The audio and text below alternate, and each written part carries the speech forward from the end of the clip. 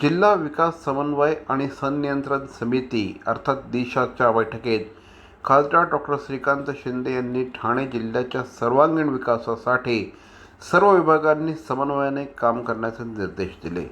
बैठकीत शिक्षण, आरोग्य, पर्यावरण, रस्ते, कचरा व्यवस्थापन, जलसंधारण आणि गृहनिर्माण योजनांचा आढावा घेण्यात आला।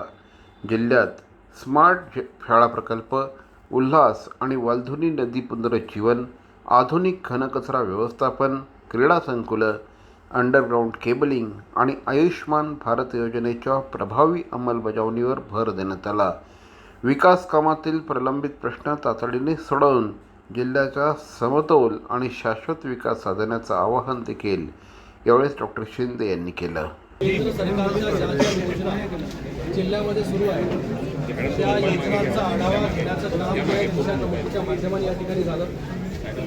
जिल्ह्यातील तिन्ही खासदार या ठिकाणी उपस्थित होते, त्याचबरोबर आमदार महोदय या ठिकाणी उपस्थित आहेत, नगराध्यक्ष असतील, महापौर, सगळे कलेक्टर महोदय, आयुक्त महोदय।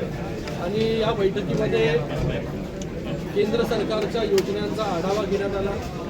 कशा प्रकारे योजना ज्या आहे सुरू आहेत, कशा प्रकारे उद्दिष्ट जे आहे फुलफिल केलं जात आहे, काही उद्दिष्ट जे आहे राहिलेलं आहे ते का राहिलेलं आहे, या सगळ्या गोष्टी जो आहे हा आढावा त्याचा घेण्यात आला।